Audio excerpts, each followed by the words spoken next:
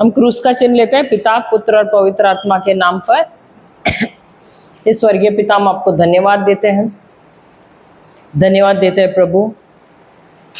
आप हम सबको प्रेम करते हैं और इसीलिए प्रभु आप चाहते हैं कि हमारा नाश ना हो, और इसीलिए हमें हर घड़ी राज के सिद्धांत सिखाते हैं, नियम सिखाते हैं, क्योंकि जब हम जो निर्देश आप देते हैं आपके वचनों में उसके अनुसार कार्य करते हैं, हमें चंगाई के पीछे भागने की जरूरत नहीं है, आशीषों के पीछे भागने की जरूरत नहीं है, लेकिन प्रभु जब इन नियमों के अनुसार कार्य करते हैं तो सब कुछ हमारे पीछे दौड़ के आते हैं प्रभु। और प्रभु हर घड़ी आप यही सत्य हमें सिखाना चाहते हैं। धन्यवाद देते हैं प्रभु आपके करुणा के लिए, आपके प्रेम के लिए। और आपने कहा है कि जब हम आपके सत्य में बने रहते हैं तो यही सत्य हमको मुक्त कर देता है। और प्रभु आप चाहते हैं कि हम आपके चेले बने ताकि हम आप ही की तरह कार्य करते रहें, सुसमाचार देते रहें और इस दुनिया को स्वर्ग बनाएं। प्रभु धन्यवाद देते हैं, आप हर घड़ी उस व्यक्ति को ढूंढते हो जो नाश की तरफ जा रहा है, ताकि उसके जीवन को बदलकर, परिवर्तित करके आप उसे अपने राज्य में इस्तेमाल कर सके। और यही प्रभु आज हम सीख रहे हैं। धन्यवाद देते हैं प्रभु हर चीज के लिए। हे पवित्र आत्मा, आप मेरे कंठ को, मेरे मुख को नियंत्रण में लीजिए, और जो भी शब्द मेरे मुख से निकलने वाला है वो सिर्फ और सिर्फ आप ही का हो, मेरा कुछ भी नहीं। आप मुझे गवाहियाँ याद दिलाइए और उदाहरण, सरल सरल उदाहरण दीजिए, ताकि जो भी हम सीख रहे हैं वो बहुत ही सहज, बहुत आसान हो जाए प्रभु, और सबके समझ में आए। ये प्रार्थना हम करते प्रभु यीशु के नाम से। आमेन, आमेन और आमेन। पिता, पुत्र और पवित्र आत्मा के नाम पर। जय यीशु। तो हम जाते हैं यूहन्ना की किताब अध्याय 4 वचन 3 से।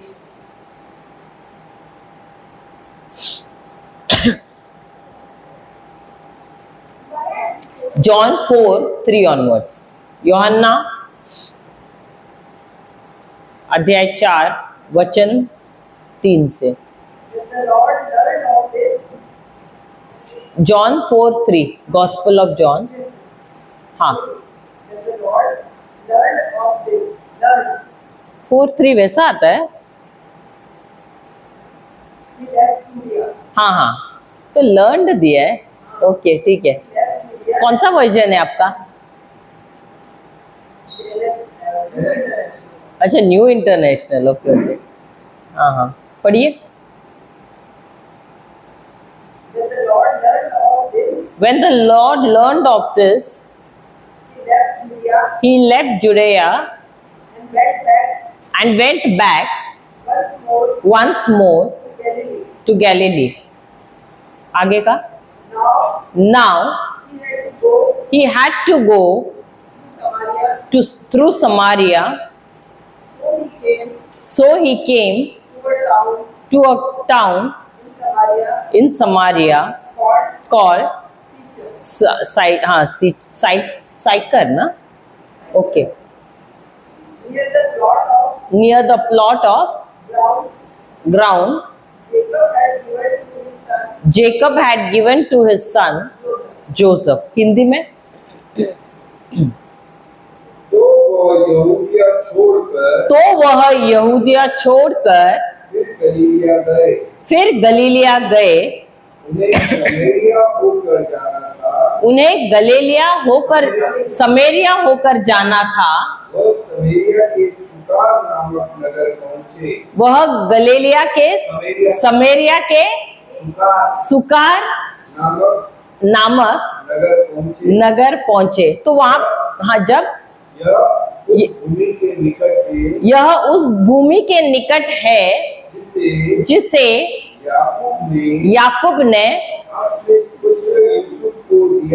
अपने पुत्र यूसुफ को दिया था। कोई भी और दूसरा ट्रांसलेशन है? कोई और version?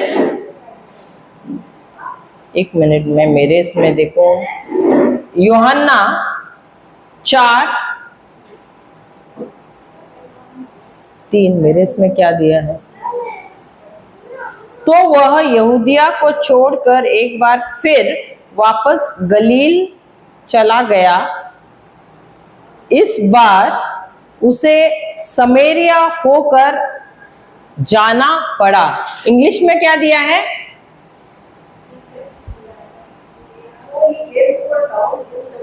So he came to a town in Samaria. नहीं, और उसको समरिया से होकर, फोर्थ वाला हाँ, और उसे, हाँ,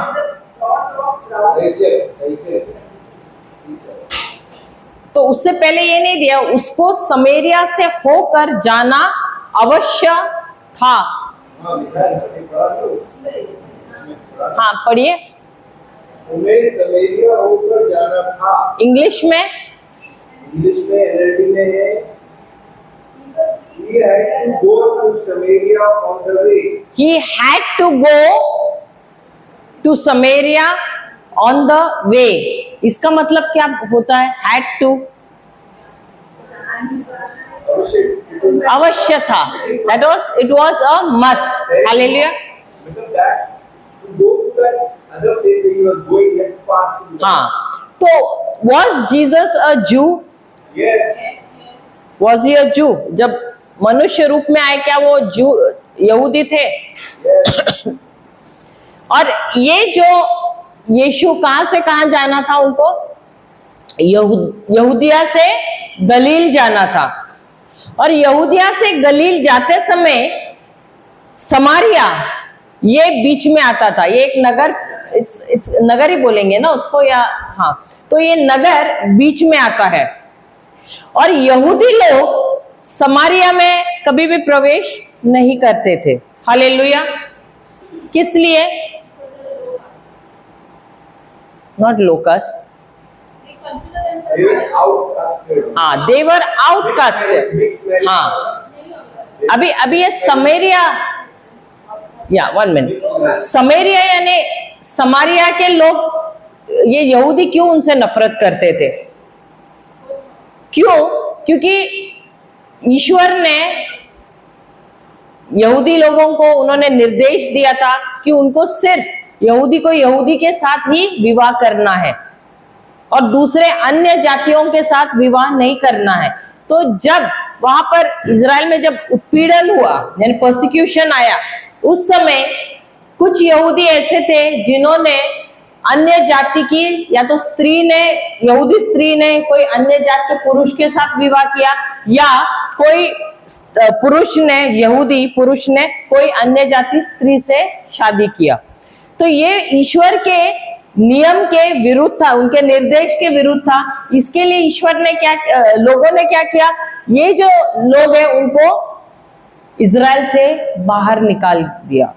और ये सब जो जिन्होंने मिक्स्ड मैरिज या इंटर मैरिज किया है, अलग दूसरे अन्य जातियों के साथ जो विवाह किया, ये सब आकर कहां बसे? समारिया, ऐसे जगह पे आकर बसे। तो इनको आउटकास्ट यानी बाहरी लोग माना जाता था। अभी अछूत या वो नीची जात वाला अलग होता है, इनको आउटकास्ट माना जाता था। हाँ, अपने ही परिवार से बाहर किया। हाँ, तो उनको अपने खुद के परिवार से बाहर किया है। हालेलुया। समझ में? बहिष्कार करना बोलते हैं ना, आउटकास्ट। वैसे इनका बहिष्कार किया गया था। और ये लोगों ने क्या किया, एक शहर समारिया नाम का जगह है, वहां पर जाकर वे बसने लगे। समझ में आया? तो कोई भी यहूदी समारिया में जाता ही नहीं था जब तक वो उसको जरूरी नहीं होता था। और अगर उसने वहां से प्रवेश भी किया तो वो इतने जल्दबाजी में जाता था कि वो जितना जल्दी से जल्दी वहां से निकल सके वो शहर से, वो देखता था। और एक बार बाहर निकला ना तो वो अपना जूता ऐसे ऐसे करके क्या कहता था, झटकता था। यानी उस शहर की या उस नगर की मिट्टी भी उनके जूतों में नहीं रहनी चाहिए, ताकि जब वो अपने देश में अंदर प्रवेश करते उसमें वो उनके वहां की मिट्टी उनके देश में नहीं प्रवेश करनी चाहिए। यानी इतना उनको तुच्छ माना जाता था। समझ में आया? हालेलुया। और इसीलिए यहाँ पर जब दिया है यीशु को, अगेन विल रीड इट, यीशु को जाना समारिया में अवश्य था। हालेलुया। तो उनको समारिया होकर जाना अवश्य था। अब ये अवश्य क्यों था? अब अगर हम देखेंगे मत्ती का किताब मैथ्यू 10, आई थिंक 5 और 6 है, मैथ्यू 10, 5 और 6, मत्ती अध्याय 10, 5 और 6।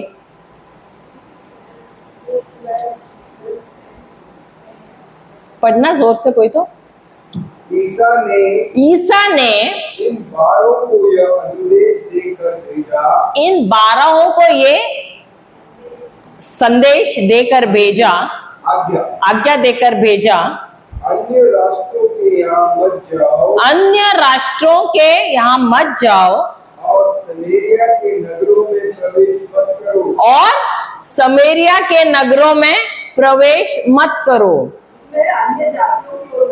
अन्य जातियों के यहाँ खास तौर पे बोले समारिया में मत जाना। हालेलुया। फिर बल्कि इज़राइल के घराने की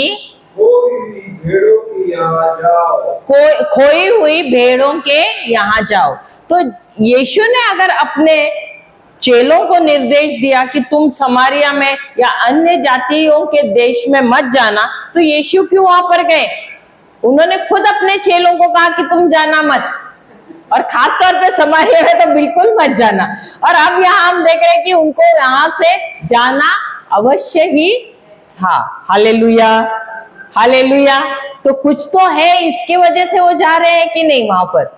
अगर वहां पर कहा है कि उनको समारिया से गुजरना अवश्य ही था, इसका मतलब वहां पर कुछ तो ऐसा था, क्योंकि उन्होंने अपने चेलों को तो प्रतिबंध डाला था कि तुमको वहां नहीं जाना है, तुमको तो जाना है इज़राइल की खोई हुई भेड़, द लॉस्ट शीप, उनके पास जाना है तुमको।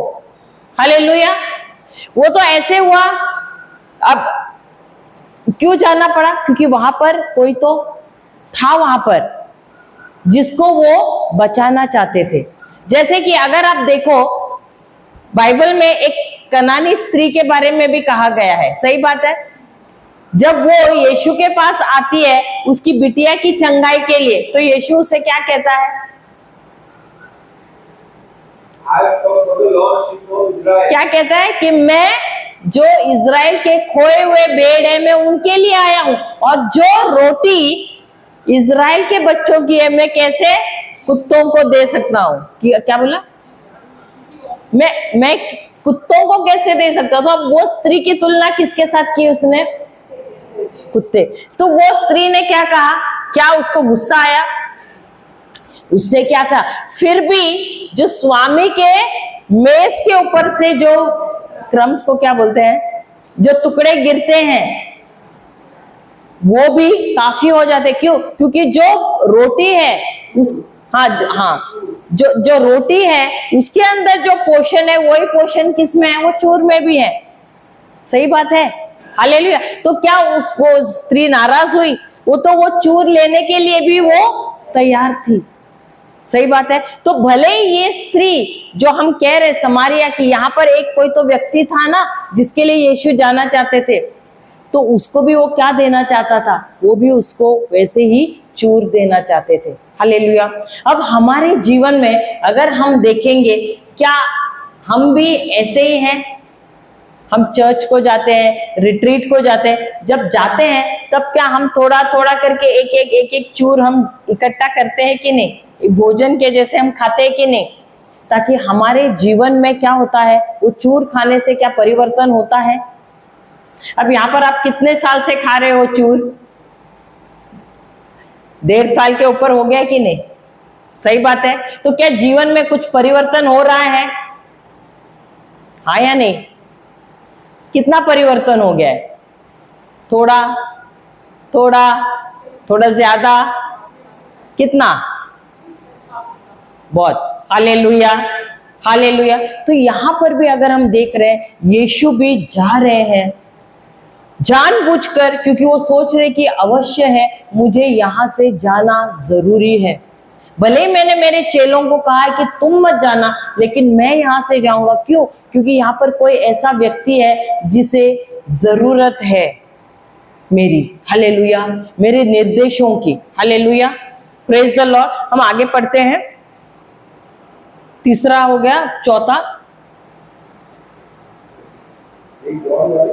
हाँ, जॉन 4:4 है ना? हाँ, 4 पढ़ लिया, दोबारा पढ़ना। उन्हें समरिया होकर जाना था। उन्हें समरिया होकर जाना था।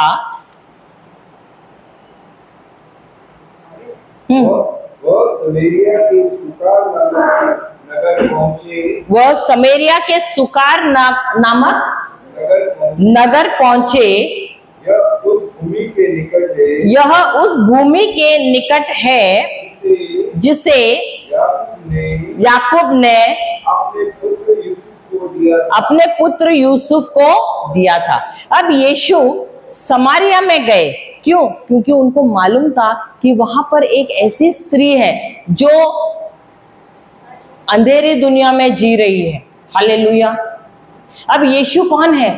वो प्रकाश है संसार का। हालेलुया।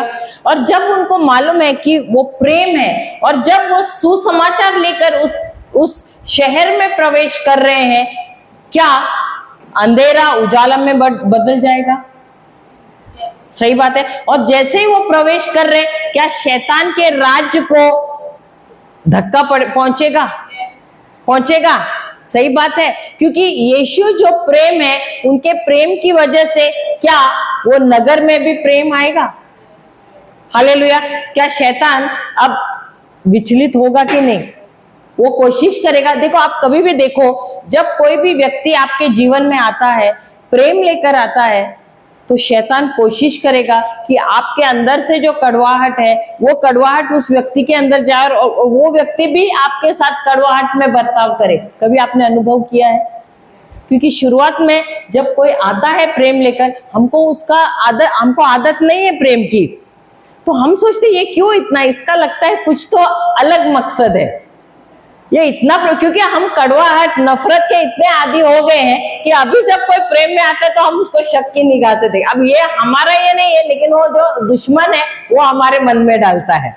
सही बात है। और इसकी वजह से जब वो प्रेम में बर्ताव कर रहा है, हमारे अंदर से अब क्या आ रहा है? गुस्सा आ रहा है, नफरत आ रहा है, कड़वाहट आ रहा है। और जितना हो सके उतना हम कोशिश करते हैं कि वो व्यक्ति भी क्या करे? प्रतिक्रिया करे उसी तरह से हमारे साथ। सही बात है। लेकिन जब वैसे नहीं होता है, क्या हमारा हृदय परिवर्तन होता है? आप देखिए, अब कभी भी कोई 2 जन व्यक्ति झगड़ा कर रहे हैं, हाँ, अब एक ना जोर से आवाज निकालकर गुस्से में आएगा और दूसरा एकदम शांत रहेगा, प्रेम से एकदम ठंडाई से बात करेगा। अब जो जोर जोर से गुस्से में उत्तेजित होकर बात कर रहा है, उसका क्या हो जाता है? ऑटोमेटिकली उसका तापमान क्या हो जाता है? बोलता है, अरे मैं पागल हूं क्या, मैं इतना जोर जोर से चिल्ला रहा हूं? कभी देखा, अनुभव किया है कभी? वो थोड़े देर के लिए, 2 मिनट के लिए चिल्लाएगा, फिर बोलेगा अरे ये तो कोई प्रतिक्रिया ही नहीं कर रहा है, मैं क्या चिल्ला रहा हूं, और फिर उसका गुस्सा क्या हो जाता है।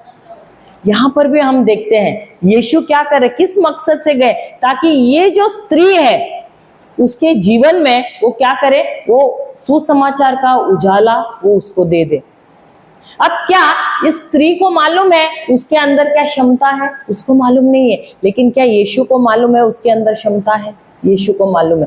यीशु को मालूम है हम सबके अंदर क्या क्या क्षमता है। मुझे याद है कुछ लॉकडाउन से पहले की बात है शायद, लॉकडाउन, हाँ लॉकडाउन से जस्ट थोड़ा टाइम पहले या उसी दौरान एक लड़की आई थी मेरे पास मुझे मिलने के लिए। उसने फोन किया, बकोला है उधर के, कहाँ रहती है। जब हमारा बाइबल क्लास होता था चकाला में, आई डोंट नो नाटी के उधर से कहीं और हमारा शिफ्ट हुआ, I don't know, you are not coming no to that other sisters place. हाँ, तो वहां पर जब होने लगा हमारा क्लास, तो एक लड़की आई थी, उसको एयर होस्टेस बनना था, और उसको कुछ तो यहाँ पर एयर होस्टेस को कैसा, उसका स्किन एकदम परफेक्ट रहना चाहिए, कुछ भी दाग नहीं होना चाहिए, तो थोड़ा सा कुछ यहाँ पर जख्म टाइप ऐसे दिखता था। तो वो आई थी मेरे पास उस समय काउंसलिंग के लिए, शायद कुछ 2-3 साल पहले, ये सेकेंड टाइम आने से पहले। तो उस समय मुझे बोलने लगी थी कि ऐसा ऐसा है, तुम आप प्रे कीजिए, मैं ट्रीटमेंट के लिए जा रही हूँ तो ये दाग पूरी तरह से निकल जाए और मुझे जॉब मिले। तो मैं बोला ठीक है उसको उस समय वचन भी दिया, सब कुछ। फिर उस समय उसने कहा कि मेरा एक कोई तो लड़के के साथ अफेयर है और मैं उसके साथ शादी करना चाहती हूँ। उसका बैकग्राउंड वगैरह सब बताया मुझे। तो मैंने उसको बोला मत करना उसके साथ, जैसा पवित्र आत्मा के इसमें थी अभिषेक में, तो उस समय उसको बोला कि मत करना करके। अब ये ऐसे हुआ शायद 2018 में या 19 में आई थी। उसके बाद लॉकडाउन जब शुरू हुआ ना, ऑलमोस्ट खत्म हुआ लॉकडाउन, उस समय आई वो। अब मुझे पहले कॉल किया, बात किया, फिर आई, फिर मुझे बोलने लगी, मेरे शॉप पे बुलाया मैंने उसको, तो आई तो मैं मुझसे बात करने लगी और बोला पहचानते हो क्या? मैं बोला हाँ मैं पहचानती हूँ, आप आए थे। और तभी उसका फेस भी अच्छा दिख रहा था, उसने शायद वो सब किया था। तो फिर मुझे बोलने लगी, आपको याद है आपने मुझे कहा था उस लड़के के साथ शादी मत करना? तो मैंने बोला हाँ मैंने कहा तो था। तो बोलने लगी कि लेकिन आपने बोला, उसके बावजूद भी कुछ समय के बाद हमारा फिजिकल रिलेशनशिप भी था, इसलिए फिर मैंने उसके साथ शादी कर दिया करके। लेकिन अब ऐसे हुआ कि उस समय भी जब उसने कहा था, वो लड़के को मेरे ख्याल से चरस का या कुछ चीज का आदत था, और उसके वजह से अब वो लड़का रिहैब में डाला गया था। उसको कुछ तो पुलिस केस भी हुआ था या कुछ उसके ऊपर, फिर उसको रिहैब में डाला गया। और वो लड़के के माता पिता ये लड़की के बिल्कुल अगेंस्ट थे। शादी किया है कोर्ट मैरिज, और कैथलिक है, दोनों भी कैथलिक्स ही है, और उसके माता पिता एकदम खिलाफ है। तो मैंने बोला अब इसका तो कुछ कर नहीं सकते। वो बोलने लगी क्या, मैं सोच रही कि वो ठीक होके आए तो उसके बाद हम तय करें, ये वो सब ऐसे। लेकिन उस समय जो वो था, उसको जब जो काउंसलिंग किया उस समय उसके साथ, वो लड़की ने सचमुच पश्चाताप हुआ, उसको उसने क्षमा मांगा प्रभु से, और वो प्रभु से दूर गई थी वो लड़की। लेकिन वो काउंसलिंग के बाद वो प्रभु के करीब आई। उसने कहा कि मैंने कितना प्रभु के साथ जो रिश्ता मैंने बनाना था उस समय मैंने नहीं बनाया, लेकिन मैं अगर उस समय मेरा रिश्ता रहता प्रभु के साथ तो मैं इस व्यक्ति के साथ शादी नहीं करती थी। लेकिन अभी मुझे डबल माइंड हो रहा है कि मैंने क्यों किया, और जो निर्णय मैंने किया वो गलत था। लेकिन वो लड़का मुझसे प्रेम करता है, मैं भी उससे प्रेम करती हूँ, भले ही लेट हुआ है और उसके माता पिता हमारे खिलाफ है, लेकिन मैं इसको अभी प्रार्थना में रखूंगी। और क्योंकि उसके लाइफ को कोई डायरेक्शन नहीं था, कोई दिशा नहीं था, लेकिन जब उसको वचन मिला, वो बोली अब मैं प्रार्थना में रहूंगी और मैं देखूंगी कि हमारा रिश्ता, वो पता नहीं 6 महीने के बाद आने वाला है, उसके बाद मैं प्रार्थना में रखूंगी उसको, और उसके बाद हम तय करेंगे कि बैठ के उसके माता पिता के साथ कि हम इसके बारे में क्या करें। फिर काफी ये हुआ हमारा, वो प्रार्थना में भी आई और हमारा व्हाट्सएप इसमें भी ग्रुप में भी थी, बहुत अच्छे मैसेजेस भेज रही थी, बोल रही थी कि हम लोग बहुत प्रार्थना में, मैं हूँ, ये वो सब स्क्रिप्चर्स भेजती थी, सब कुछ था, बहुत अच्छा चल रहा था। फिर बाद में पता नहीं कुछ तो गैप हो लॉकडाउन के इसमें, फिर वो डिसअपियर हो गए, मालूम नहीं। लेकिन उतना जो वो लड़की आई, मुझे बहुत खुशी हुई कि जो वो बुरा जीवन जी रही थी वहां से वो निकल गई और वो प्रभु के राज्य में प्रवेश किया। तो हमको मालूम नहीं, जब कोई आता है हमारे जीवन में, हम प्रभु, हमारे अंदर जो ईश्वर का जो सुसमाचार का प्रकाश है, जब हम उनको देते हैं, वो प्रकाश क्या करता है, उनके जीवन को बदलता है। हालेलुया। तो हो सकता है कि वो व्यक्ति अब कहीं और थी, लेकिन और 3-4 साल के बाद उसने मुझे कांटेक्ट किया और फिर वापस उसका जीवन का दिशा बदल गया। सही बात है। जो वो गलत दिशा में जा रही थी, प्रभु ने उसको सही दिशा में लाया। अब 3-4 साल पहले जब बात हुआ, और वो तो 1 या 2 बार ही बाइबल क्लास को हमारे आई थी, लेकिन फिर भी उसने वो नंबर सेव किया और उसने आई, वो काउंसलिंग किया, प्रभु ने उसको सही मार्ग दिखाया हमारे द्वारा। सही बात है, हालेलुया। वैसे और ऐसे कितने युवा जो प्रभु ने हमारे जीवन में हमने देखे हैं, जो गलत राह पे थे, लेकिन जब उनके साथ बैठे हम, उनके आज मैं कहती हूँ, आज मैं थोड़ा देर पहले यहाँ पर बैठी थी, हम यूपी में गए थे, अक्टूबर में, शायद नवंबर में गए थे ना हम लोग, हाँ नवंबर में हम गए थे। वहां पर एक लड़का विश्वासी है, हाँ नॉट कैथलिक्स बट विश्वासी है, बैकग्राउंड अविश्वासी का है, लेकिन अभी आए हैं, और उसके पिता गुजर गए काफी साल पहले। लड़का छोटा था जब गुजर गए थे, और माँ ने बहुत ही मुश्किलों से उसको पाला है। ये लड़का जब हम गए थे ना, बहुत ऐसे लग रहा था पोजेस्ड है, दुष्ट आत्मा से जकड़ा, क्योंकि बहुत अजीब व्यवहार कर रहा था। हम लोग को देख के ऐसे करके ऐसे हंस रहा था, ये वो सब ऐसे सब, क्या पता कि कुछ दोस्तों ने, लगता है दोस्तों के साथ कहीं, क्योंकि जब काउंसलिंग हम उसके साथ बात कर रहे थे, मेरे हस्बैंड ने पूछा तुम्हारे संगत कैसी है, मित्र कैसे है, क्या तुम दोस्त के साथ गए? तो बोलते हाँ मैं मेरे दोस्तों के साथ गया था। वो लोग, ये लड़का पढ़ाई में बहुत अच्छा है, तो दोस्तों ने शायद कुछ खिलाया पता नहीं, और इसका बर्ताव एकदम अलग हो गया है लड़के का। और फिर उसको वचन दिया, उसको बोला तुम आ जाओ कल चर्च में, उनका जो कलीसिया उसमें बुलाया। और जब वहां पर आया, वहां भी वो बहुत अजीब बर्ताव कर रहा था, लेकिन हमने उसको बोला तुम भी दहाड़ो, तो दहाड़ने लगा। तो बहुत बोलते हैं ना, वो जो दुष्ट कार्य जो था वो उसके अंदर से शुरू हो गया, वो कंट्रोल नहीं कर पा रहा था अपने आप को, पूरा बोलते हैं ना, जो दुष्ट आत्मा अपना पूरा प्रकोप ये हो रहा था। और उसके बाद उससे छुटकारा मिल गया। फिर उसके हाथों से मेरे हस्बैंड ने, जब बाहर आया दूसरे दिन, जब आया बाहर, किसी को तबीयत खराब था, कुछ शरीर में दर्द था, तो उसको बोला अभी तुम प्रार्थना करो, उसके बाद तुम अधिकार लो। और अधिकार लेकर उसने देखा कि वो व्यक्ति चंगा हो गया। ये देखकर वो लड़के का नजरिया क्या हो गया, पूरा बदल गया। तो उसको ये बता कि तुम्हारा पिता, ये स्वर्गीय पिता, तुम्हारा शारीरिक पिता तो नहीं है, लेकिन तुम्हारा स्वर्गीय पिता तुमसे इतना प्रेम करते कि उन्होंने तुम्हें भी अधिकार दिया है। और कितना समय लगाया अधिकार देने के लिए। तुमने जैसे ही ये दुष्ट, ये जो शैतानी राज्य का जो कार्य तुम्हारे जीवन से संपन्न हुआ, उसका नाश हो गया, परमेश्वर ने क्या किया है, तुम्हें अधिकार दिया है, तुम्हें पुत्र बनाया है, और तुम्हें कहा है कि तुम राज करो।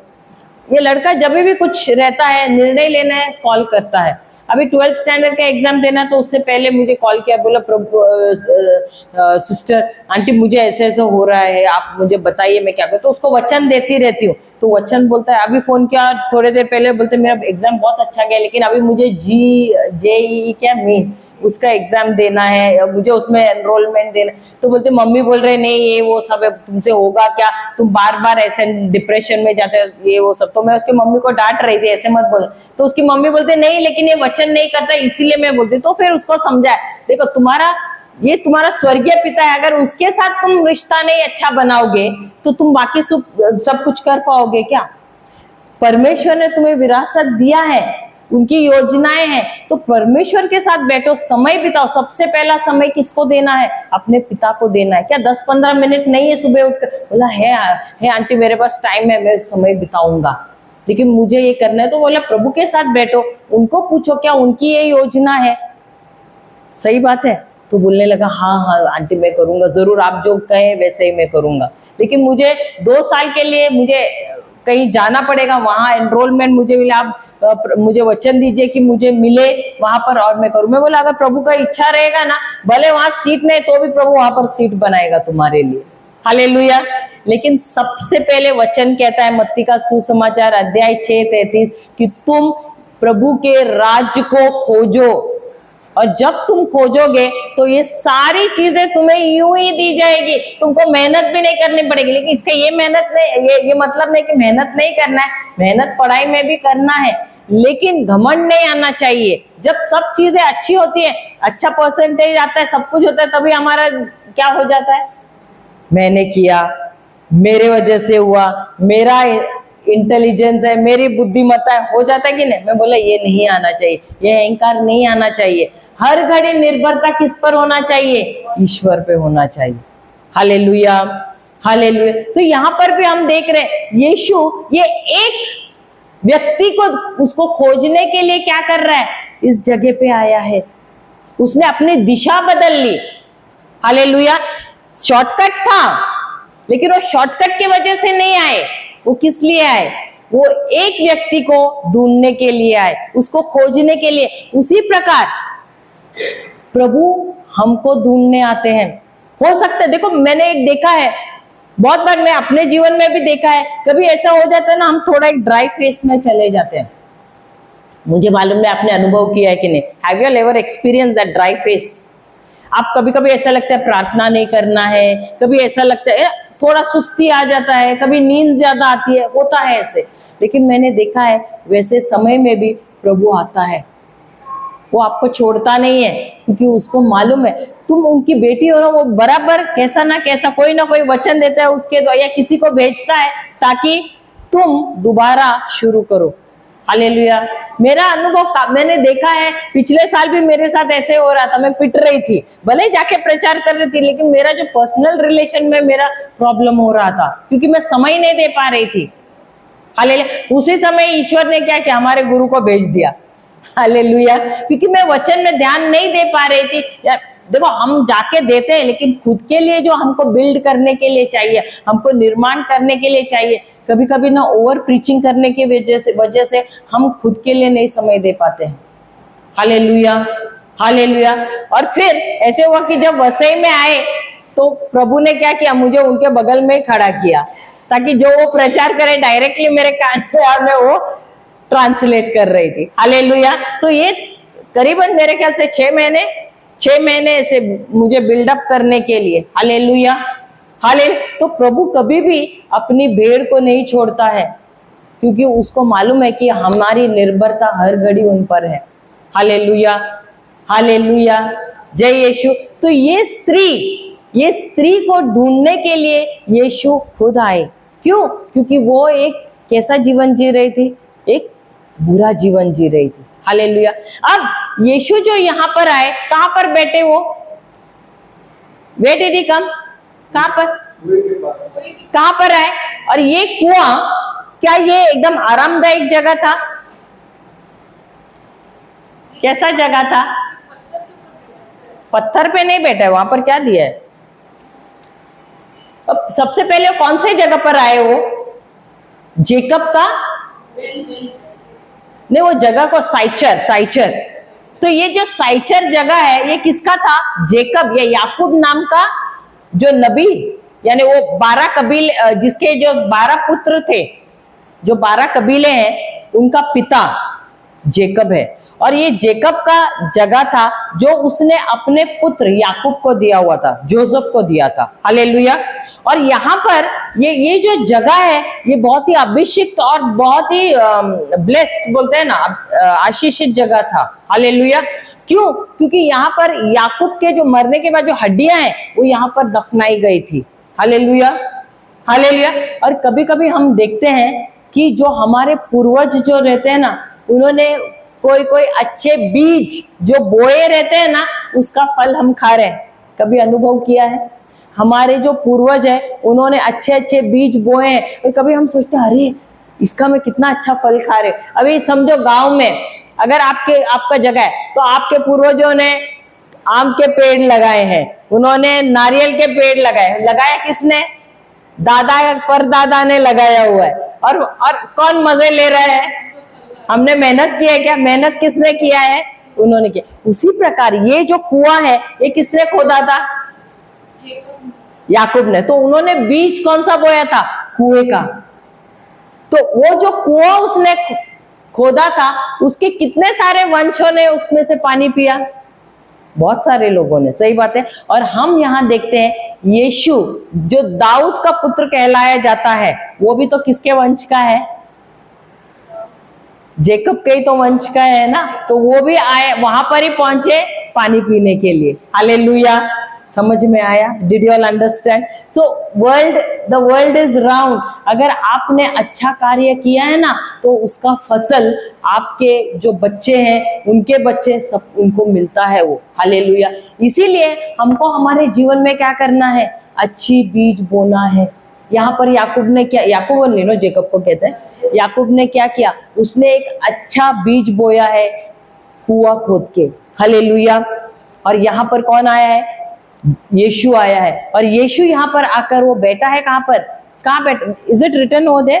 Just read it, the 4th और 5th वर्स। रीड 4th हो गया है ना, 5th पढ़ना। वो समरिया के सुकार नामक नगर पहुंचे। वह समरिया के सुकार नामक नगर पहुंचे। यह उस भूमि के निकट है जिसे याकूब ने अपने पुत्र यूसुफ को दिया था। आगे वहां याकूब का झरना है। ईसा यात्रा से थक गए थे, इसलिए वह झरने के पास बैठ गए। झरना दिया है, हाँ, कुएं के पास। एनीबडी? कुएं के पास बैठ गए। हालेलुया। उस समय दोपहर हो चला था। तो यीशु वहां पर क्या दिया है? कहाँ बैठे थे? कुएं के पास। तो कुएं के पास क्या अच्छा जगह है बैठने के लिए? क्या आरामदायक जगह है? कैसा जगह है? क्या वहां पर आराम कुर्सी लगा के रखा था? कुशन डाला हुआ था? कैसा था जगह?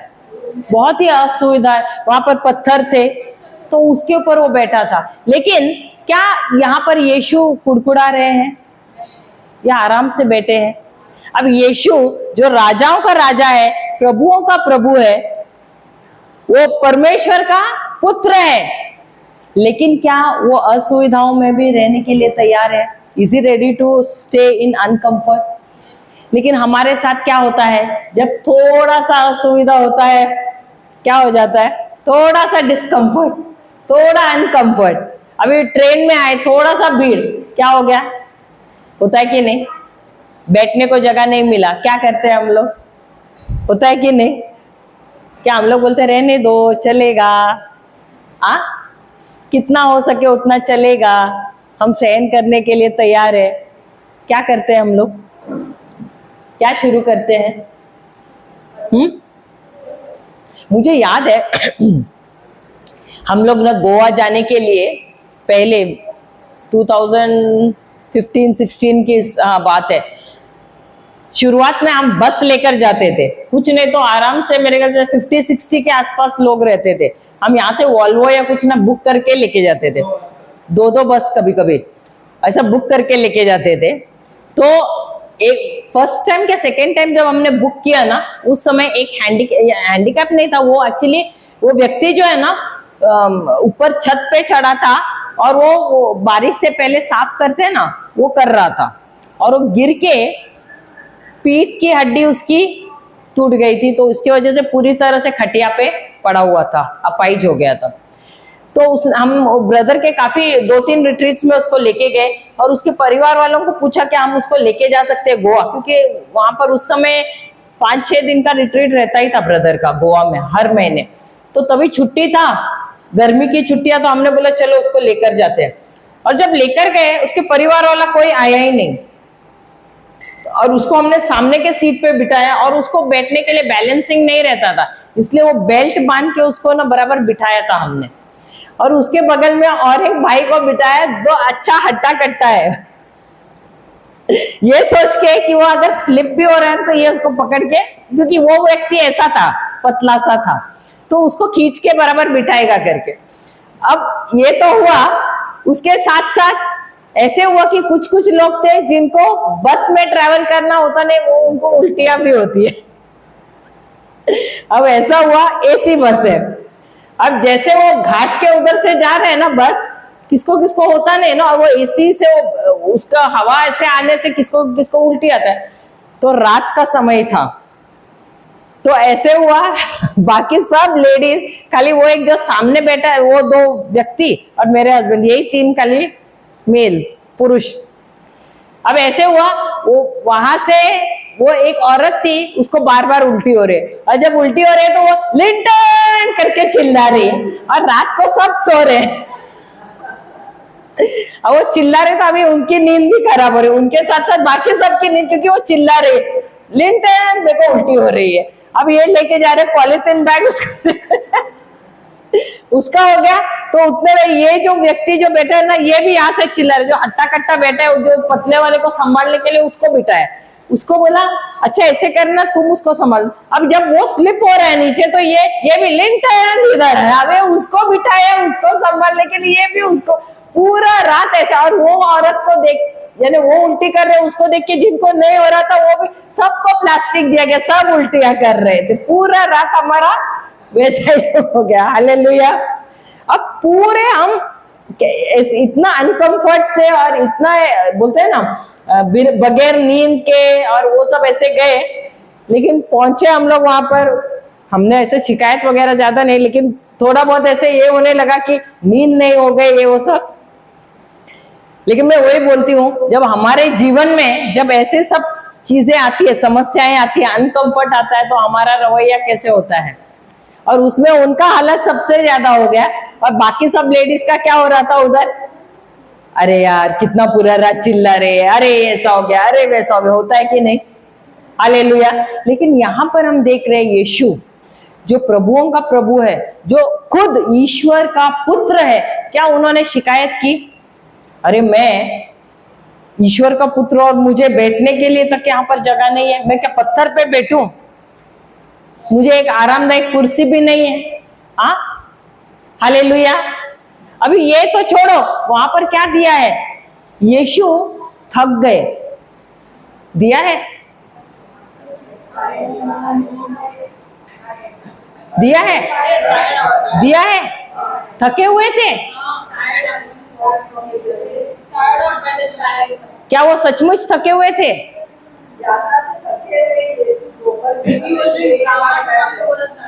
तो ये यीशु थके हुए थे। हालेलुया।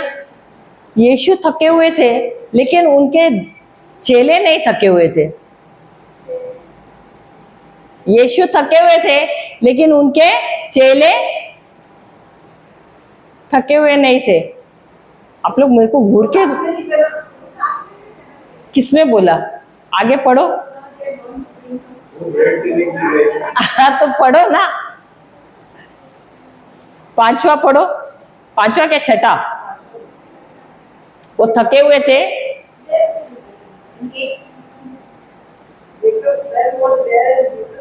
हाँ, जर्नी, बिकॉज इट वॉज, हाँ हाँ, 6th hour। उसके बाद हाँ हाँ, जीसस सेड टू हर, हाँ हाँ, his disciples had gone into the town to buy food. Hindi में भी पढ़ना। वहां याकूब का झरना है। ईसा यात्रा से थक गए थे, ईसा यात्रा से थक गए थे। लेकिन क्या उनके शिष्यों के बारे में कहा है, उनके शिष्य थक गए थे? तो यहाँ पर ये क्या बताते हैं, ईसा क्यों थके हुए थे? ईसा भी मनुष्य रूप में आए थे, सही बात है। और यहाँ पर वो बताना चाहते हैं कि जब ईश्वर ने मनुष्य को बनाया, उसने मनुष्य को कहाँ रखा? अदन की वाटिका में रखा। और उसने उसे ऐसे बनाया था कि जो कुछ भी वो कार्य करेगा उसमें उसको 100% फसल मिलना ही है, सही बात है। लेकिन आदम के अवाज्ञा की वजह से क्या हो गया? उसके जीवन में क्या आए? थॉर्न्स एंड थिसल्स को क्या बोलेंगे? कांटे, कांटे आए कि नहीं? सही बात है। तो यहाँ पर यीशु, और उसकी वजह से क्या वो 100% फसल ला पाता था? वो मेहनत कर रहा था, लेकिन क्या वो सफलता प्राप्त कर रहा था? नहीं। तो यहाँ पर ये बताया गया है यीशु मनुष्य रूप में क्यों आए? ताकि जो श्राप हमारे लिए, देखो जो कांटे हैं वो चिन्ह किसका है? श्राप का है। तो यीशु जब यहाँ पर मनुष्य के रूप में यहाँ पर आए, वो थकान क्या बताता है? कि जो श्राप मनुष्य की अवाज्ञा की वजह से आई थी, वो श्राप प्रभु यीशु अपने ऊपर लेने के लिए आए हैं। हालेलुया, हालेलुया, समझ में आया? इसीलिए उसका जिक्र किया गया है, क्योंकि जब यीशु आए इस पृथ्वी पर, उनको आना था वो मनुष्य के ही अनुसार आना था उसको। या अगर वो मनुष्य रूप में नहीं आते, क्या वो योग्य ठहरते? नहीं। तो in order to qualify himself he had to come as a human being. अगर उनको योग्य बनना था, तो उनको इस पृथ्वी पर आने के लिए योग्य बनना था, तो उनको मनुष्य के ही रूप में आना था, उनको स्वभाव भी मनुष्य का ही लेकर आना था। हालेलुया। तो उनको भी थकान महसूस होती थी, उनको भी भूख लगती थी। तो ऐसा नहीं है कि क्योंकि वो ईश्वर का पुत्र है तो उनको भूख नहीं लगेगा, थकान नहीं महसूस होगा, नहीं, लेकिन उनको ऐसा ही आना था। तभी गलातिया के किताब में 3:13 में क्या कहा है?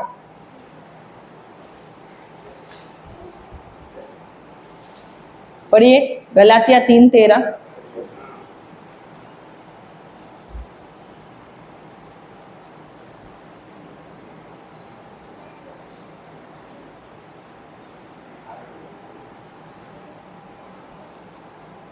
Christ redeemed us Christ redeemed us from the curse of the law from the curse of the law by becoming a curse for by becoming a curse for us. us.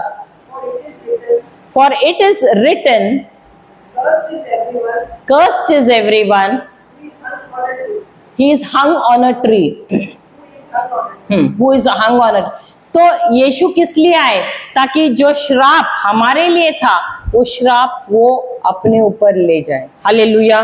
तो क्या यीशु ने हम सबको श्राप से मुक्त किया है? किया है कि नहीं?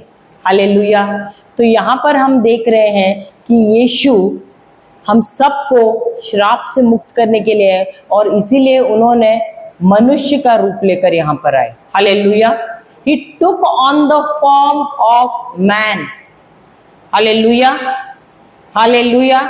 He emptied his glory. Philippians 2 कहता है ना, He 2:9 है ना, 2:7 से, हाँ 2:7 से पढ़ना।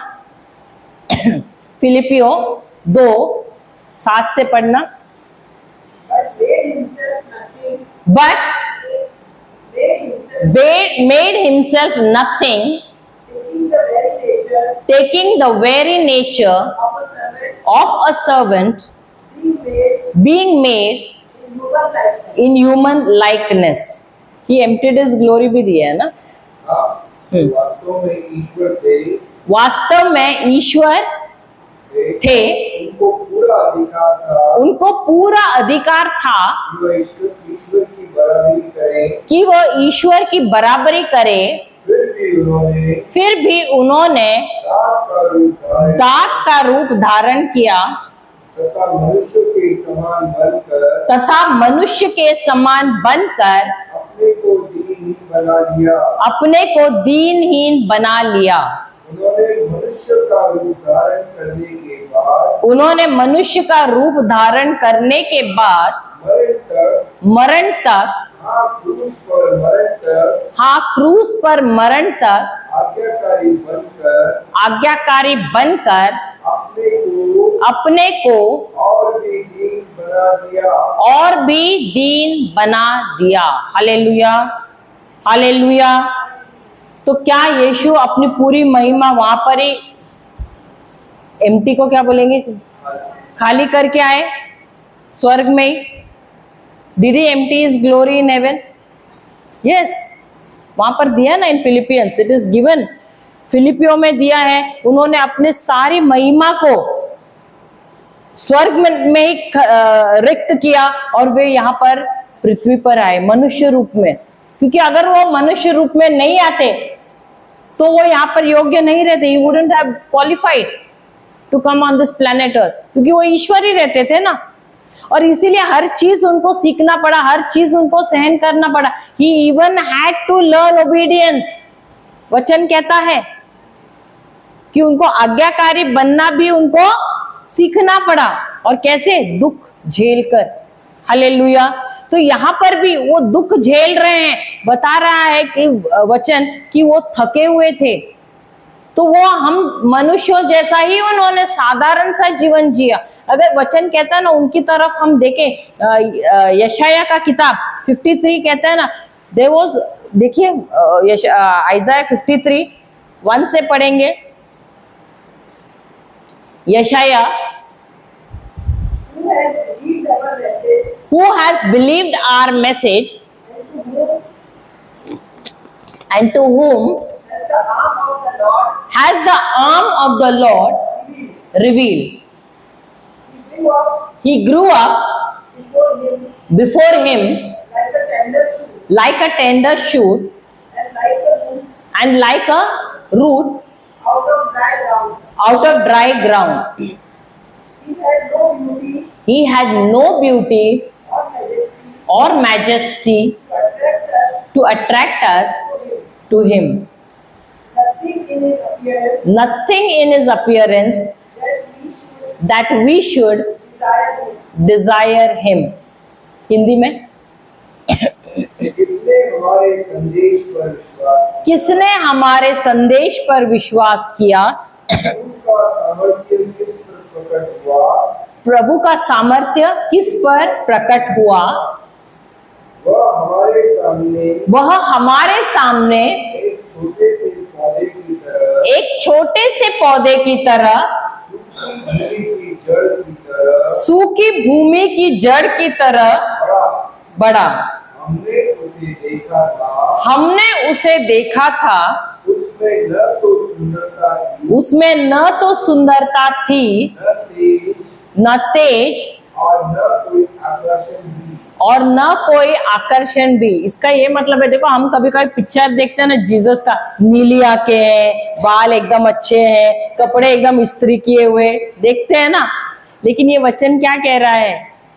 उनको देखने में कोई ये नहीं लग रहा था, क्योंकि उनको देखकर एकदम साधारण मनुष्य लगते थे।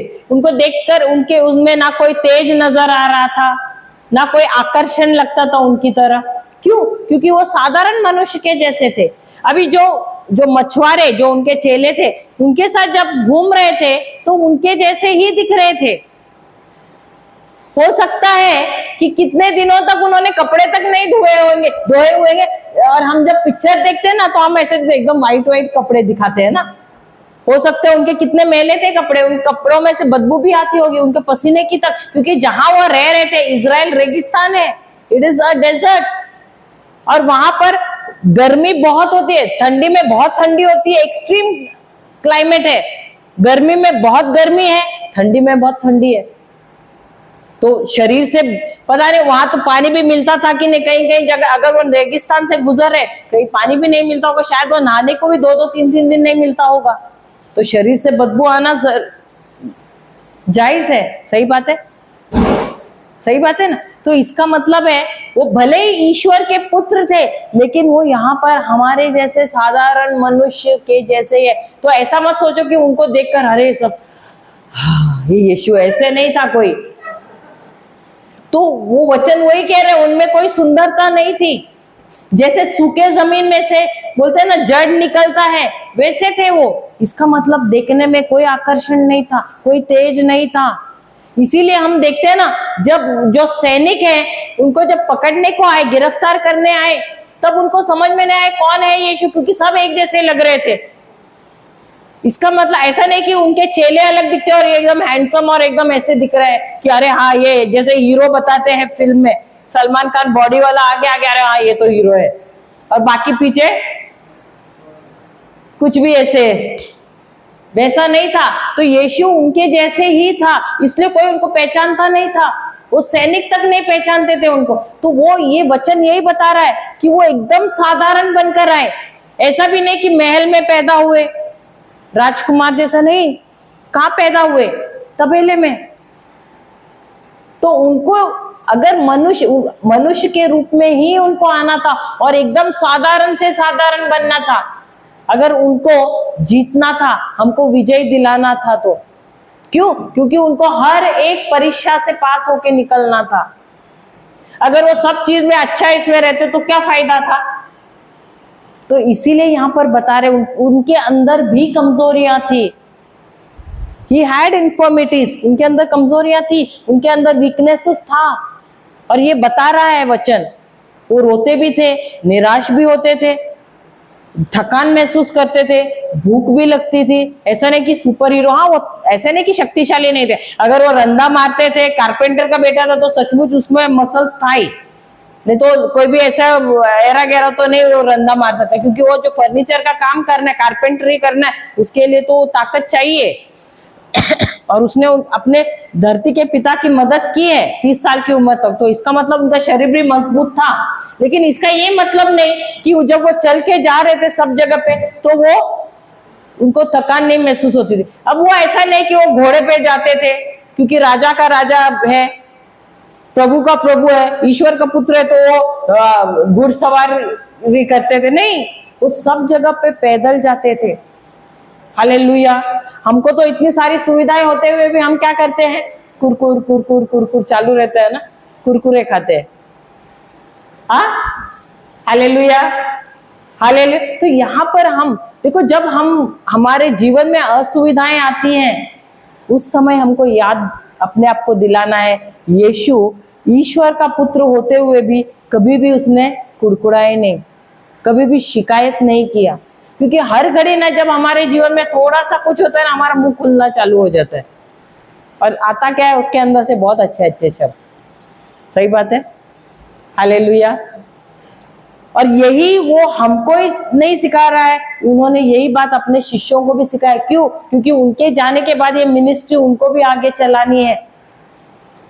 और उनको देखकर हम देखते हैं कि उनके जो चेले हैं वो भी कितने अलग अलग देशों में गए, कभी पैदल गए हैं, कभी शायद जहाजों में गए, और वो असुविधाओं से गए हैं, महीनों महीनों।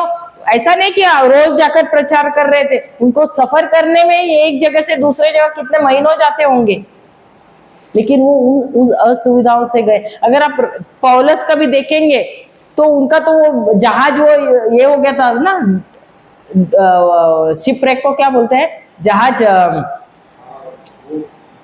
हाँ पलट गया था, और वो कहा माल्टा नाम के कोई तो आइलैंड में, टापू पे पहुंच गए। सही बात है। तो वहां पर भी रहे ना, तो उसके जीवन में भी तो बहुत सारा उतार चढ़ाव था कि नहीं। कितना बार वो जेल में थे, कोड़ों से मार खाया। तो ये सारी चीजें जब उसके जीवन में जब हम देखते हैं, जो यीशु के शिष्यों के जीवन, हर एक जो शिष्य है उन्होंने यीशु से ही सीखा असुविधाओं में रहना। और यही यीशु हम सबको आज ये सिखा रहे हैं कि हमारे जीवन में भी असुविधाएं आएंगी। ऐसा नहीं कि आप यहाँ पर क्योंकि हम उनके चेले हैं तो हमारे जीवन में आ जाएंगे ऐसे चीजें, लेकिन इसका ये मतलब नहीं है कि हम शिकायत करें, हम एक दूसरे को कुड़कुड़ करके बताएं, नहीं। तो यीशु जो ईश्वर का पुत्र है, अगर उसने सहन किया है, उसने आराम में नहीं रहना सीखा है, हर परिस्थिति में रहना सीखा है, तो वो हमको भी यही बता रहे हैं कि तुमको भी रहना है मेरे जैसे, टफ होना है। Hallelujah, hallelujah.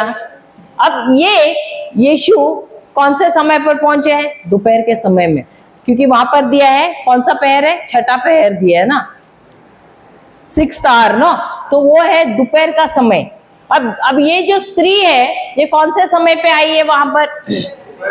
दोपहर में आई है।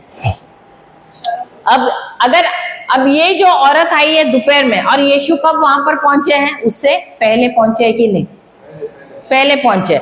अभी ये समझ लीजिए, आप लोग कहीं प्रीचिंग करने को जा रहे हैं, अब जाते हो तो आपका सबसे पहले माइंडसेट क्या रहता है कि लोगों ने आपसे पहले पहुंचना है कि नहीं,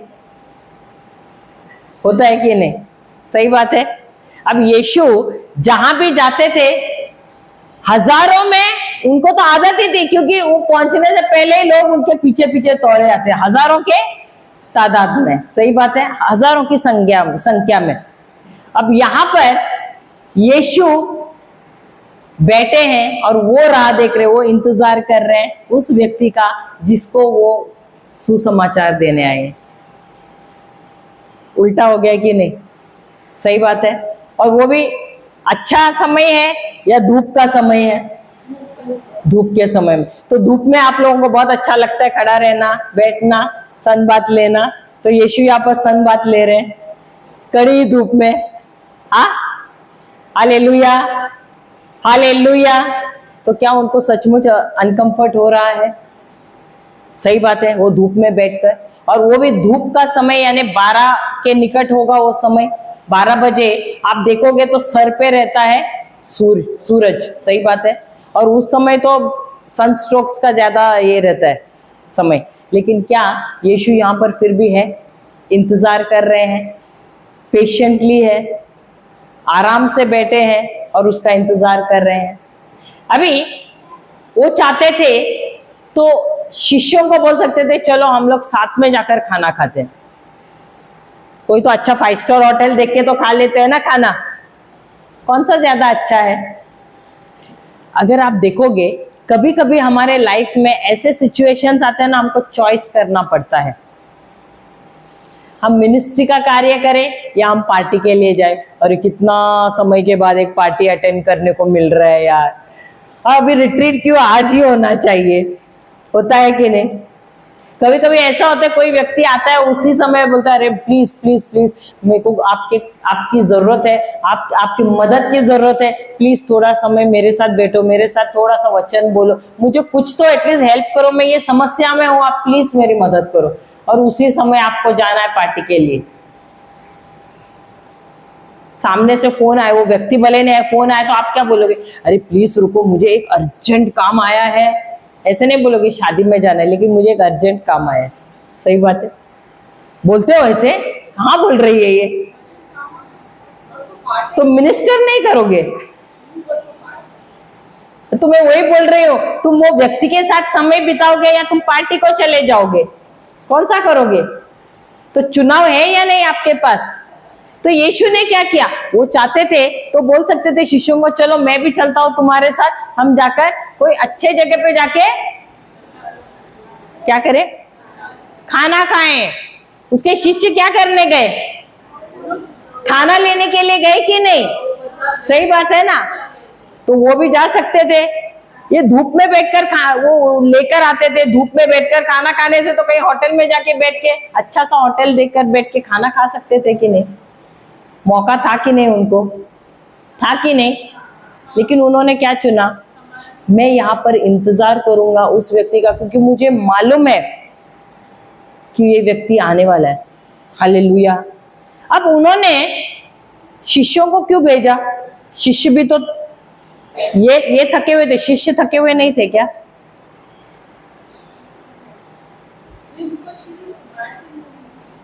क्यों क्यों क्यों, कौन जू, आप लोगों को मेरा सवाल नहीं समझा। उन्होंने अपने शिष्यों को भेजा, सही बात है, क्योंकि वो थके हुए थे। तो शिष्यों को क्यों भेजा, हाँ, तो वो समारी स्त्री आ रहे तो क्या हुआ,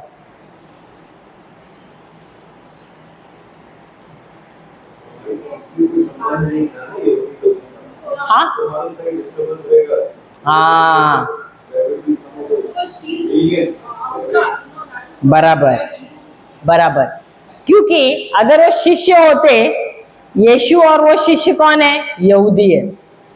और सबसे पहले ये बात है कि ये तो स्त्री है, यहूदी लोग तो समारी लोगों से बात करते ही नहीं, और ऊपर से स्त्रियों को तो वो एकदम ही तुच्छ समझते हैं। और अगर यीशु उनके सामने उस स्त्री के साथ बात करता तो ये शिष्य क्या करते थे, एक दूसरे के, अरे हमारे गुरु देखो, तो क्या यीशु उनके सामने उसके साथ बात कर पाते थे, नहीं। तो उन्होंने उसको डिस्टर्ब नहीं करना चाहिए, इसके लिए उन्होंने क्या किया, उन सबको एक साथ भेज दिया। अब सबको भेजने का जरूरत था क्या, लेकिन उन्होंने क्या किया, सबको एक साथ भेज दिया। अब ये जो स्त्री है, समारी स्त्री, ये कौन से समय आ गई है। अब कोई भी, अगर आप लोग कभी गांव गए हैं, अभी तो मुझे नहीं लगता कोई औरतें, खाली कोई पिछड़े इलाके में रहेगा तो जैसे रांची वांची हम लोग आगे अंदर विलेज में जाते, गांव में जाते तभी होता है। लेकिन अगर पहले के, हाँ अभी भी अगर हम जाते हैं ऐसे एकदम भीतरी जगह पे, अगर कोई भी स्त्री को पानी लाना है, किस समय जाकर पानी लाती है, एकदम सुबह जाती है, सही बात है। लेकिन यहाँ पर हम देखते हैं ये जो स्त्री है कौन से समय पर आई है, दोपहर, दोपहर को आई है, सही बात है। क्यों आई है दोपहर को? हाँ, किस लिए आई है? क्योंकि वह किसी का सामना नहीं करती। क्यों? उसका ध्यान किधर है? खुद पर है। उसका ध्यान किस पर है? खुद पर है। क्यों? क्योंकि वो जानती है कि वो किस प्रकार का जीवन जी रही है। Hallelujah, hallelujah. और एक बात ये है, अब इस समय क्यों आ रही है वो? ये बताता है कि ये औरत अमीर नहीं है। सबसे पहले ये औरत अमीर नहीं है, क्योंकि अगर अमीर होती तो ये सेवकों को भेजती थी, अपने दासों को भेजती थी पानी लाने के लिए। अब ये औरत की परिस्थिति भी अच्छी नहीं है, इसकी वजह से उसको खुद को आना पड़ रहा है। वो गरीब होने की वजह से उसको खुद को आना पड़ रहा है, और वो लोगों से नजर छुपा के आ रही है। क्यों? क्योंकि उसको मालूम है अगर वो सुबह जल्दी जाएगी, उस समय सारी स्त्रियां जो है वो उसको देखकर बात बनाना शुरू करेंगी। क्यों? क्योंकि वो खुद जानती है कि वो किस प्रकार का जीवन जी रही है। हालेलुया। अब ये स्त्री जो है सबकी निगाह को बचाकर वो आ रही है यहाँ पर क्या करने के लिए? पानी भरने के लिए। हालेलुया, हालेलुया, जय यीशु। आगे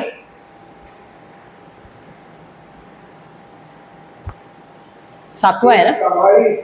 एक समारी स्त्री पानी भरने आई।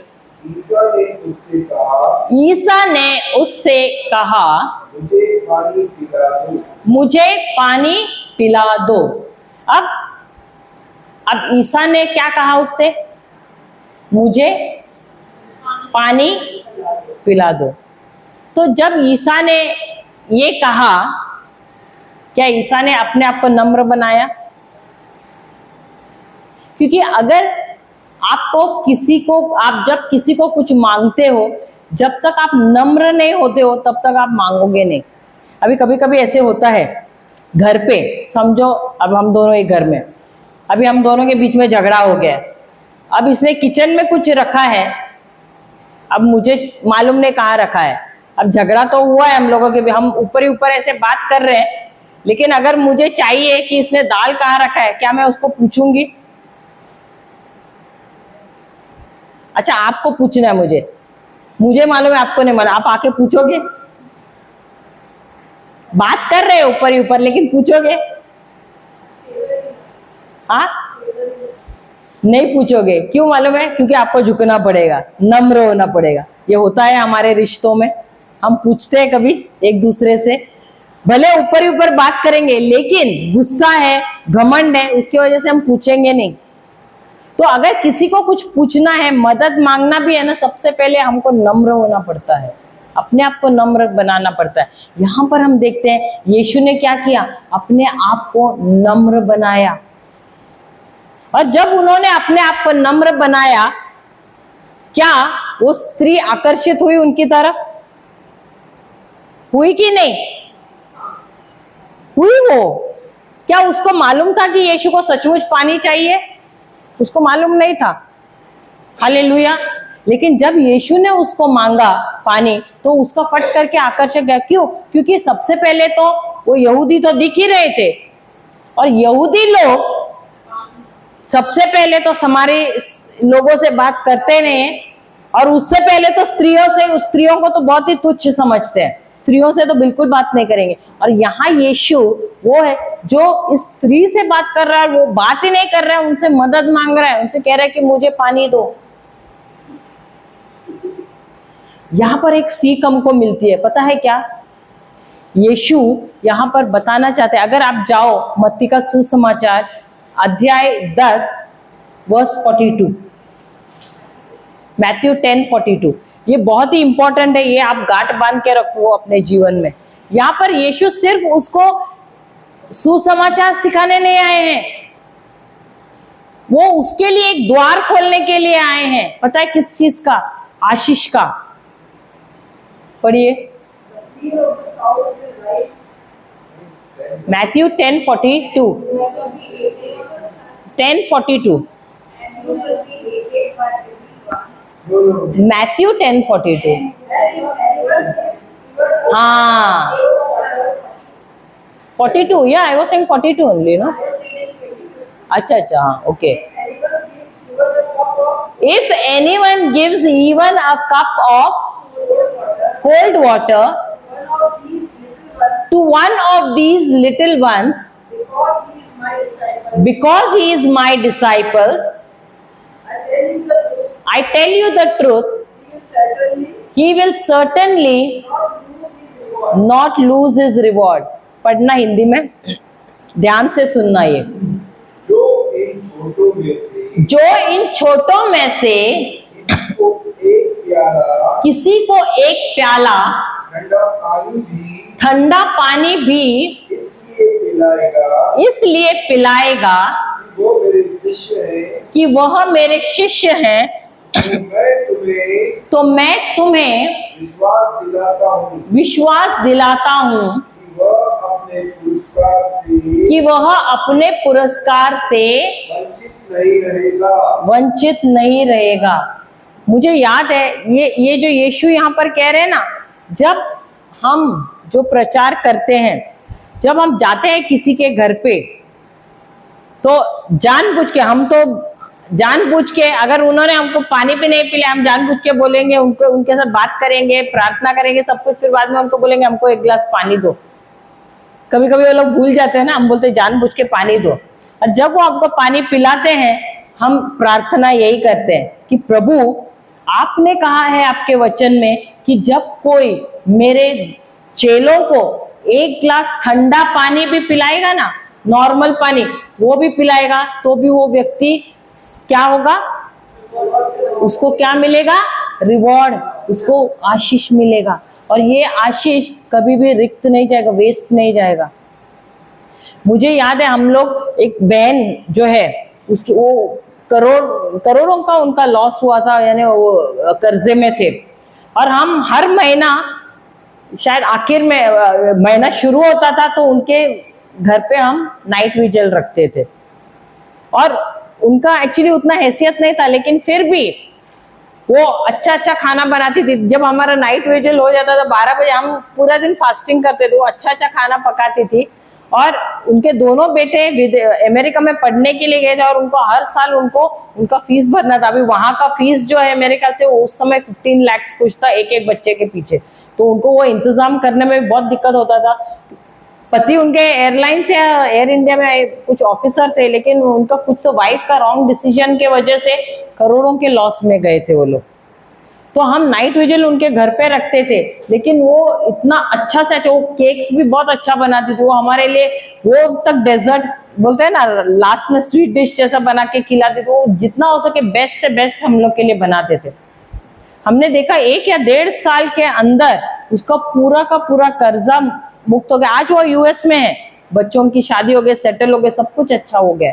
लेकिन उनका जो था ना, वो जो अच्छे हृदय से जो वो कर रहे थे, हम भले नाइट विजिल वो सब करते हैं, लेकिन वो अच्छे हृदय से जो हमको खिलाते थे, हमारे पूरे टीम को खिलाते थे। वो बहुत कुछ है, ये भी स्नेहा भी वहाँ आई है, लेकिन बहुत बेस्ट से बेस्ट वो बनाती थी। और अच्छे दोनों पति पत्नी, बहुत ही अच्छे। पति उसका इतना ये नहीं था, यानी वो क्रिस्ती नहीं था, लेकिन वो फिर भी ऐसे टाइम पे बहुत अच्छा ये करता था, वो बैठ के सुनता था वचन और सब कुछ। लेकिन हमने देखा है उनके जीवन में जो कर्जा था पूरी तरह से मिट गया, और आज वो एक बहुत अच्छा जीवन जी रहे। दोनों भी पति पत्नी बच्चों के साथ यूएस में है। तो यहाँ पर यीशु हमको क्या सिखा रहा है कि जब वो पानी उस स्त्री से मांग रहा है, और जब वो पिलाएगी उसको, तो क्या हो रहा है, द्वार खुल रहा है उसके लिए। तो तुम्हारे जीवन में जो भी दरवाजे बंद है ना, पता नहीं किस चीज की वजह से बंद है, जो नकारात्मक, हमको लगता है अरे क्या देना है, पानी से क्या है ये सब। तो कभी कभी जब हम जाते हैं किसी के घर पे, कभी बेशर्म होकर बोलता है चाय भी दे दो हमको। हालेलुया, मेरे हस्बैंड तो बिंदा चाय भी पिलाओ करके। हमको याद है सच्ची, हम छत्तीसगढ़ गए थे ना, एक बहन, एक फादर ग्रेगरी करके, जिन्होंने हमको वहां छत्तीसगढ़ में ओपन किया था दरवाजा। उनकी बहन लॉकडाउन में, वो टीचर एक कोई तो स्कूल में है, वो पूरे डिप्रेशन में चली गई थी। इतनी गई थी कि किचन के अंदर एंटर नहीं कर रही थी, स्कूल नहीं जा पा रही थी, पेपर जो आया था उसको करेक्ट नहीं कर रही थी, स्कूल का पेपर, वो एग्जाम पेपर। इतना डिप्रेशन में गई थी, और फादर भी चिंतित हो गए, हमको बोला कि आप प्लीज काउंसलिंग करो, कुछ तो करो उसके लिए।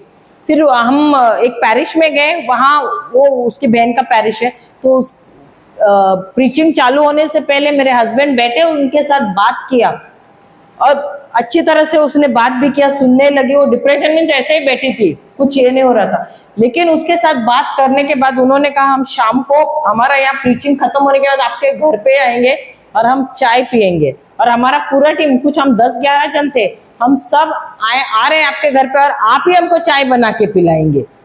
अब वो औरत का कॉन्फिडेंस पूरा निकल गया है, जहां वो अंदर जा नहीं सकती है चाय पीने के लिए, चाय बनाने के लिए। और हमारा प्रीचिंग हो गया, और उन्होंने फोन नंबर, वो थी लगते वहां प्रीचिंग के लिए थी। फिर बाद में इन्होंने बोला आप जाओ आगे, हम आ रहे हैं वहां पर आपके घर पे। तो वो गई आगे, उसको हिम्मत नहीं हो रहा था, किसी को लेकर गई, लेकिन अंदर वो, और उनका वो खड़ा था कोई, तो उनके परिवार की कोई स्त्री थी उनके साथ मिलकर उसने चाय बनाया, उन्होंने हमको चाय पिलाया। उसके बाद वो बोलते हैं ना, डिप्रेशन से पूरी फ्री हो गई। और हम अगले ट्रिप में 2 महीने के बाद जब गए, वो पूरी तरह से मुक्त थी, स्कूल जा रही थी, घर का सब काम कर रही थी, सब कुछ हो गया था उसके जीवन में। और उन्होंने उसके बाद हमको बुलाया डिनर के लिए उनके घर पे दूसरे ट्रिप में, और खाना थोड़ा उसने बनाया, थोड़ा उसका बेटे का होटल है वहां से भी मंगाया। तो जब आप ईश्वर के किसी नबी को, यीशु ने, ये एक बोलते हैं ना प्रिंसिपल है, बोलते हैं ये राज्य का सिद्धांत है, जो भी ईश्वर ने बोला है ना, उनके मुख से जो निकला है वो सिद्धांत है। अगर आप ईश्वर के किसी नबी को, किसी चेले को आप भले एक गिलास पानी भी पिलाए, एक बिस्किट, पार्ले जी बिस्किट भी आप एक खिलाए, आप उसको नहीं आशीषित कर रहे, आप खुद को आशीषित करते हो।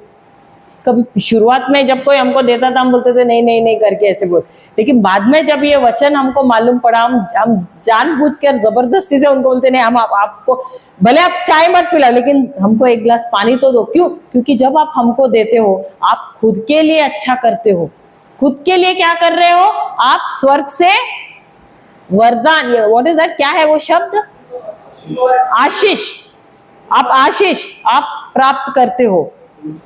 तो आपके जीवन में जो ब्लॉकेज है, जो रुकावट है, अगर आप बुरे इसमें भी, चंगुल में भी फंसे हुए, विनाश की तरफ भी जा रहे हो, उसमें से भी तुम मुक्त हो जाते हो।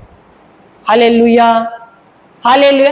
और इस समय ना प्रभु आपका हृदय भी देखता है, जो व्यक्ति देता है ना, उसका हृदय भी देखता है। हमने देखे कोई कोई ऐसे लोग हैं जिनका हैसियत ही नहीं है, लेकिन जब उन्होंने ऑफर किया ना, वो, ये तो स्पेशली हम लोग झारखंड और छत्तीसगढ़ वहां जाते हैं ना, जब हम एंटर करते हैं वहां पर वो लोग लेके आएंगे, वो ऐसे बोलते हैं ना, वो उसको क्या बोलते हैं, वो बड़ा सा बर्तन लेकर आते हैं, फिर वो लोटे में पानी लाते, पैर धोएंगे, हाथ धोएंगे, टॉवल से पोंछेंगे, ये सब पुराने नियम में जैसे करते वैसे वो सब, यानी उनका वो हृदय है वैसा। और फिर हमने देखा है उनके जीवन में महान महान चीजें होती है, जो रुकावटें हैं पूरी निकल गए। कोई कोई शराबी लोग भी हमने देखे हैं, मुक्त हो गए हैं। उनके अगर परिवार में ऐसे लोग हैं शराबी, वो भी मुक्त हो गए हैं। तो यीशु यहाँ पर हमको सिखा रहे, वो उस स्त्री से क्यों पानी पूछ रहे? वो औरत ऑलरेडी वो विनाश की तरफ जा रही है, अंधेरे राज्य में है, लेकिन जब वो यीशु को पानी देगी, क्या होगा? उसके जीवन में स्वर्ग का आशीष बहना शुरू हो जाएगा। तो जो बुरा काम उसके जीवन में हो रहा है, जो शैतान के राज्य का जो फल उसके जीवन में है, उसका नाश हो जाता है। हालेलुया। सो ये बहुत बहुत बहुत जरूरी है, और इसीलिए इसको आप गांठ बांध के रखो। जब आप जाते हो किसी के घर पे, जानबूझ के उनको बोलना, अगर वो भूल भी गए तो अरे मुझे पानी पिलाओ, और फिर चाय भी मांगना है मांग लो। उसको भले गुस्सा आएगा, फिर बाद में उठो और प्रार्थना करो, यही प्रार्थना प्रभु आपने कहा है, फिर उसका मन क्या हो जाएगा? उसका हृदय पिघल जाएगा। Hallelujah, hallelujah. लेकिन प्रार्थना करके जाना वहां पर, इसी वचन के अनुसार। हालेलुया। क्योंकि हम लोग कभी कभी स्वार्थी होते हैं, हम लोग अपना सोचते हैं, नहीं, लेकिन हमको आशीष दे के जाना है, ये जरूरी है। क्योंकि हम बनाए गए हैं दूसरों को आशीष देने के लिए। आशीष सिर्फ हमारे लिए नहीं है, हमको आशीर्वाद दिया गया है ताकि हम दूसरों के लिए आशीर्वादित बने। Hallelujah, hallelujah. वो वापस दोबारा ब्रदर वो वचन पढ़ना, ये अपना जॉन 4 यूहन्ना 4 कौन सा था वो औरत से मांगा ना पानी?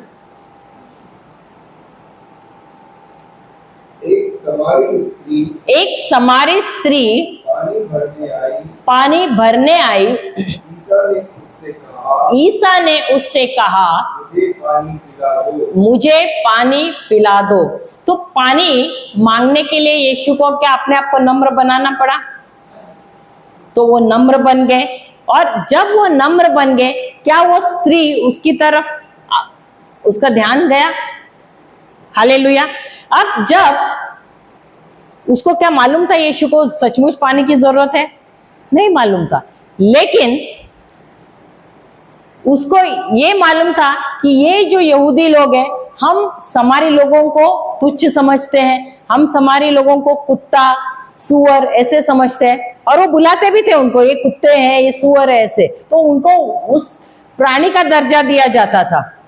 तो अब ये सोच रही है, अब मुझे मौका मिला है, मेरे जो बोलते हैं ना, I want to give you a piece of mind, उसको क्या बोलेंगे हिंदी में? अब मेरा समय आया है बदला लेने का। तो मेरे मन में जो है ना, जो गुस्सा, जो कड़वाहट है, अब मेरा निकालने का समय आ गया। और उसके बाद उसने ये नहीं कहा कि मैं तुम्हें पानी नहीं दूंगी, कहा है क्या वहां पर? उसने एक बार भी नहीं कहा। लेकिन उसको जब उसको अभी इतने सालों की कड़वाहट थी, क्योंकि ये लोग उनको, उसने शायद बचपन से देखा होगा कि ये यहूदी लोग इनके साथ कैसा बर्ताव कर रहे थे। तो ये सोचे मैं पानी तो इसको दूंगी, लेकिन जो भड़ास है ना अंदर भरा हुआ, पूरा निकालूंगी, उसके बाद पानी दूंगी। हालेलुया। तो इसलिए वो अब उसको उसके साथ लड़ने के लिए, कैसे वर्बली लड़ने के लिए तैयार है। Hallelujah, hallelujah, praise the Lord. आगे पढ़ना। इसलिए उस समारी स्त्री ने उनसे कहा, यह क्या कि आप यहूदी होकर भी मुझ समारी स्त्री से पीने के लिए पानी मांगते हैं। तो वो ये नहीं बोल, वो ये यहाँ पर बता रहे, तुम किससे मांग रहे हो? एक स्त्री से। और तुम जो यहूदी है, तुम तो चलो हम समारी लोगों से बात करते नहीं, लेकिन स्त्रियों को तो उससे भी एकदम तुच्छ मानते हो। तो तुम ऐसे कैसे मुझसे पानी मांग रहे हो? तुम तो हमको कुत्ता बोलते हो, तुम हमको सुअर बोलते हो, और उसके बावजूद तुम आकर एक कुत्ते सुअर से पानी लेने को आए हो। Hallelujah, hallelujah, praise the Lord, praise the Lord. तो ये समारी स्त्री पूरे गुस्से में है, और क्या वो उसके साथ अब आर्ग्यूमेंट कर रही है, वाद विवाद कर रही है। हालेलुया, क्योंकि उसको भी अभी मौका मिला है, जो है इतने सालों का भड़ास निकालने के लिए। Hallelujah, praise the Lord. उसके बाद ईसा ने उत्तर दिया, यदि तुम ईश्वर का वरदान पहचानती और यह जानती कि वह कौन है जो तुमसे कहता है मुझे पानी पिला दो, तो तुम उससे मांगती और वह तुम्हें संजीवन जल देता। Hallelujah, hallelujah. तो क्या यीशु उसके साथ वाद विवाद कर रहा है, या उससे प्रेम से बात कर रहा है? प्रेम से बात कर रहा है। लेकिन ये औरत अभी पूरा चार्ज अप है। हालेलुया। अब ये बाकी का हम कल करेंगे, क्योंकि ये बहुत बड़ा है।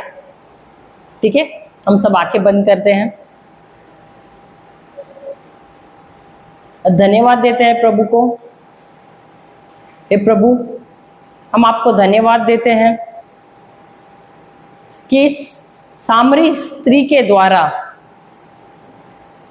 आप हम सबको ये सिखाना चाहते हैं, हमारे सबके जीवन में हम कहीं ना कहीं उसकी तरह हैं। हमारे जीवन में भी कहीं ना कहीं कोई ना कोई क्षेत्र में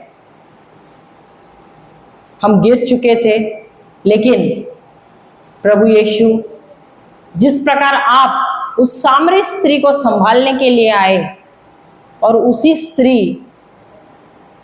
को आपने इस्तेमाल किया आपके राज्य के लिए, वैसा ही प्रभु आपने हम सब की क्षमता को जाना है। हमको नहीं मालूम थी हमारी क्षमता, लेकिन आप जानते थे प्रभु हमारी क्षमता, और इसीलिए आप खुद आए हमारे जीवन में और हमें जीवन दिया है प्रभु, ताकि हम आपके इस राज्य को इस पृथ्वी पर फैलाएं। धन्यवाद देते हैं प्रभु। ये प्रार्थना हम करते हैं प्रभु यीशु के नाम से। आमेन, आमेन और आमेन। पिता, पुत्र और पवित्र आत्मा के नाम पर। जय यीशु।